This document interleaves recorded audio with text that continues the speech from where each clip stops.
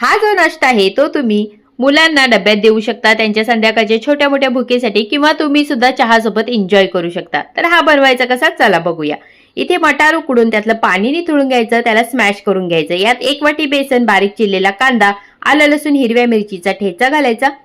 आता धने हातावरती घेऊन चांगले क्रश करायचे, मग याच्यामध्ये घालायचे पांढरे तीळ, हळद, गरम मसाला, जिरे, काश्मीरी लाल तिखट घालायचं, 2 चमचे तांदळाचं पीठ, चवीपुरतं मीठ घालायचं आणि कोथिंबीर बारीक कट करून घालायची. सगळं हाताने अगदी व्यवस्थित मिक्स करून घ्यायचं.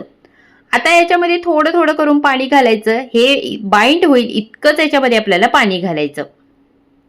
याचा असा गोळा बनवून घ्यायचा आणि हातावरती घेऊन तुम्ही याला कोणताही शेप देऊ शकता. मी इथे याला ट्रायंगल शेप दिलेला आहे.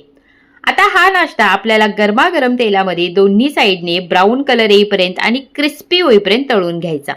हा नाश्ता तुम्ही हिरव्या चटणी सोबत किंवा तुमच्या आवडीच्या कोणत्याही सॉस सोबत खाऊ शकता.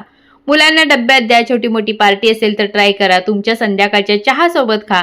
नक्की ट्राय करा. रेसिपी आवडली असेल तर चॅनलला लाईक, शेअर आणि सबस्क्राईब करायला विसरू नका.